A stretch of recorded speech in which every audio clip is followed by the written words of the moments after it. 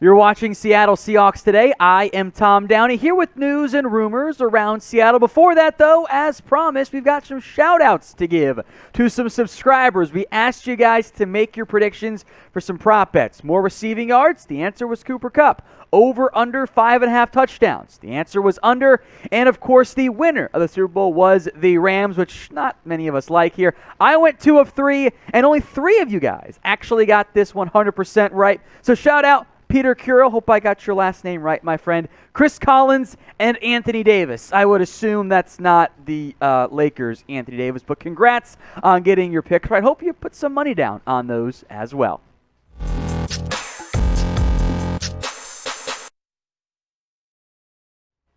Today's Seattle Seahawks rumors are presented by the Fetch Rewards app. Download it today at chatsports.com/fetch and get 3,000 bonus points when you use promo code Seahawks. The app lets you scan your receipts for points that you can then redeem for gift cards. It's all free, by the way, and it works for any receipt as well. Starting off today's show is this little news rumor mentioned for the 18th time. The Seahawks expect Russell Wilson back in 2022. Here's what Mike Garafolo said a couple hours before kickoff on Super Bowl Sunday. Quote, the Seahawks giving no indication that they want to trade him. They plan for him to be their QB in 2022 as of right now. And Russell Wilson was here in Los Angeles doing a bunch of media saying he expects to be back in Seattle, and he wants to win multiple Super Bowls there. He also said that he and Pete Carroll, their relationship is as good as it's ever been. That is the truth. Those guys have been talking a bunch, so there is communication back and forth, and we'll see where this goes. You put it all together, you say, well, it's going to take a lot if somebody's going to try and pry Russell Wilson away from Seattle. I actually don't believe there's much to pry away in terms of an offer that would make Seattle say yes. I think this is down to Russell Wilson. If Russell Wilson says, and I know we went through the whole drama last offseason, I leaked my 4 teams I'd be down to trade for, which was super, super weird, by the way. I think it is up to him. If he says, I want to be here, this is my team, I don't want to play anywhere else, let's get a long-term deal done, then that's what will happen. Seattle will say, yes, Russ, how much do you want? We'll push that money off into the future, and we'll try to win another title or 2 right now. And I think that is in the best interest of all parties involved, especially Seattle, and I think the fan base as well. So good vibes only here. Type me in the comments section if you want Russell Wilson back in Seattle. This is the pinned comment on today's video. So if the ad break comes here on YouTube, take advantage of it. Head down to the comments section, type in me. I am told that this is how the universe works. The more you type me individually, better chance Russell Wilson ends up returning. Will say this part, by the way. I do think Seattle needs to be proactive in convincing Russell Wilson to stay. And I think the beginning of that is approaching Russ and say, hey, let's do a new deal. Let's commit to you. You commit to us. If we do a new deal, we can lower your cap hit this year and spend more in free agency on making the supporting cast better around you. I know KJ right in the comment about how, Russ has to take less. I don't think that's actually true.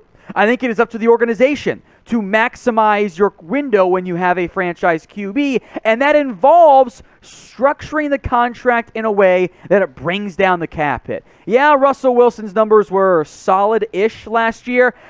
Not a great start at points. Came back a bit early from the injury. I'll also make this point. Who are you getting instead of Russell Wilson? That gives you a better chance to win football games right now. You've got a veteran GM, a veteran head coach, a veteran roster. This is the best quarterback you've ever had in your franchise history, and it's not even close. Apologies to Matt Hasselbeck, but come on, this is no debate as far as I'm concerned. Most games, most wins, passing yards, touchdowns, and only 4th in INTs, despite playing the most games. That's a good indication there. So I know that there are rumors out there around Russell Wilson. I would expect other teams having interest. Till Russell Wilson says, trade me, Seattle should do everything in their power to ensure he stays in Seattle. Speaking of the other team side, well, now the Bucs have been linked to Russell Wilson. Here's what Pelissero and Rapoport recently wrote. If it's not Tom Brady, don't be surprised the Bucs swing big on a veteran QB once again. I can tell you they've done extensive homework on estranged Texans QB Deshaun Watson. They're also one of multiple teams that is expected to at least explore a potential Russell Wilson deal. But the Seahawks have given no indication that they intend to move Russ. Kind of all part of that whole conversation there. The Bucs have suddenly turned into like the thirst trap on social media of, we're going to link ourselves to this QB. It's Wilson, it's Watson, it's the fan base wants Kyler Murray. I wonder if the Bucs are going to end up disappointed with just having Kyle Trask as their QB. So who do you think in the end is this team's week 1 starter? Type in Russ for it is Russell Wilson, or if you think it's somebody else, type in SAD for sad, because I think that's what we should be if Russell Wilson is not this team's QB moving forward. Today's show is powered by the Fetch Rewards app. Download it for free at chatsports.com/fetch. The app allows you to scan any receipt from any store or restaurant, as you're about to see right now. It's a very simple and easy-to-use app. Once you scan the receipt, and the app gets all the information it needs, like the store location, the date, and the total amount spent, it'll then give you points, no matter what and where you shopped for. You can then take those points and redeem them for gift cards to your favorite store or restaurant. So download the app today for free at chatsports.com/fetch and use promo code Seahawks for 3,000 bonus points as you rack up those receipts and those points, and they will add up quickly, by the way. You can turn those points into gift cards, kind of like how your credit card gets you cash back or points as well. Make your receipts do the exact same thing. Download the app for free. chatsports.com/fetch, promo code Seahawks for the bonus points. That link and promo code will be in the comment section and in the description as well. Quick note here on Adrian Peterson, a technically current free agent, although his last team, of course, was Seattle. He was arrested Sunday morning at LAX for domestic violence, and he and his wife were set to board a plane for Houston. They got into an argument. Peterson says that he was arrested because during the course of their argument, he removed the ring from his wife's finger, which left a scratch on her, and because of that, the police had to arrest him. So, look, that, of course, is his side. His wife doesn't want to press charges, allegedly, according to Peterson himself. Not a good look whatsoever for the aging veteran running back. And we make notice because his last team was Seattle, but I didn't really think the team had any business, even before this, bringing back Peterson. Yeah, he's a Hall of Famer, no doubts about that one.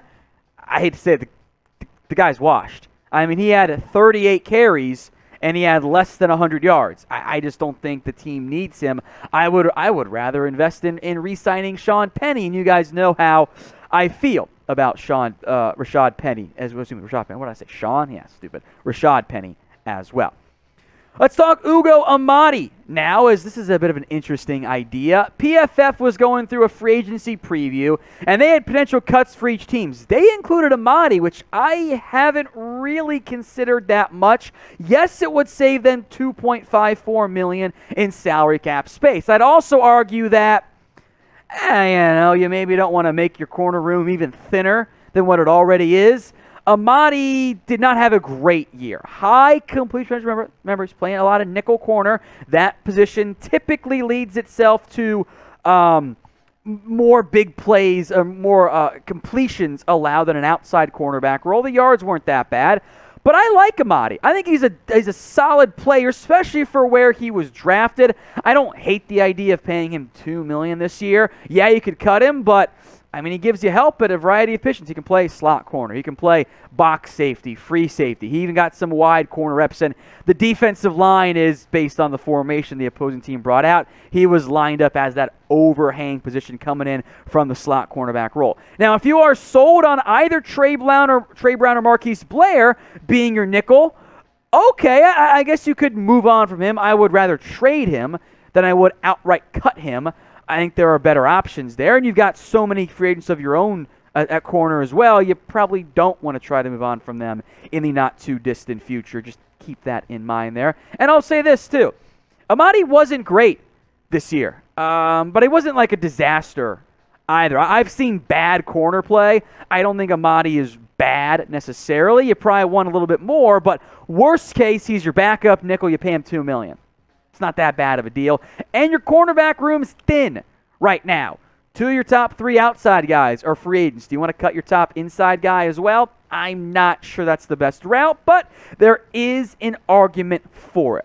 So what do you guys think? Should the Seahawks go out and cut Ugo Amadi? Type in Y for yes, they should, or type in N for no, you want to keep them. Let me know what you guys have to say in the comments section. Type in Y for yes or N for no. Do you guys want more free Seahawks videos? Then you have come to the right spot. Hit that big red button and subscribe for daily videos on everything going on around the Seahawks. Help me feed my family by subscribing today. Let's go to the Bleacher Report three-round mock draft. We don't get to do that many round 1 mock draft conversation because Seattle has no first-round pick, but BR did a 3-rounder. So let's get to the Seahawks pick. First up, the previous 5 picks. Kenyon Green, Trayvon Walker, Trey McBride, 3 picks I would love for Seattle. I kind of doubt they're there. Alec Pierce out of Cincinnati, and Arnold Ebiketie, the edge rusher from Penn State. The Seahawks pick was a cornerback, Darion Kendrick. Now, this was a former Clemson corner who had some round 1 buzz, turned Georgia product. He's got good ball skills, has the receiver background, and as I've said before, I think corner is this team's biggest need. Kendrick does fit more of the historical prototype for Seattle at corner, but if you want to retain DJ Reed, throw Kendrick on the opposite side, I'm intrigued from that perspective. His production is pretty good. The reason why he's not getting a ton of round 1 buzz, off the field red flags that could be a potential issue for Seattle and other teams, but from a talent perspective, that would be a very strong round 2 pick. All right, next up, the 3rd round selections here. Greg Dulcich out of UCLA goes to the Giants. Roger McCreary, who I actually have as more of a top 40 guy. This year, he slides in the BR mock draft. Kobe Bryant, not that one, the Bearcats corner. Ed Ingram out of LSU, and Rasheed Walker, the Giants, Texans, Jets, Jags, and Bears, respectively. So round 3, pick 72. Michael Clemens out of Texas A&M. This is an intriguing pick because it does kind of fill what I'm looking for in the Seahawks offseason plan. I view him, and Seattle has loved these guys for years, as that 5 technique and or the 3 technique. They've taken these guys for so long. Guys that can play that Michael Bennett role. Is he Michael Bennett 2.0? No, absolutely not. But he's got the size, and the production, by the way, wasn't that far behind. In fact, it was barely behind his teammate, DeMarvin Leal, who has been linked, or Leal has been linked as a potential top 20 pick. Now, he has not had a lot of buzz. Clemens has not. But if you want to make him into your 5-tech/3 technique on passing downs, that begins to intrigue me. So I actually like this pick a decent amount by BR. So, in conclusion, 2 picks, right? Darion Kendrick, the cornerback from Georgia, and Michael Clemens, the edge rusher out of Texas A&M. So grade it for me. I know it's only 2 rounds, but hey, we got to have some fun, right, for the draft. A, B, C, D, or F? Let me know in the comments section.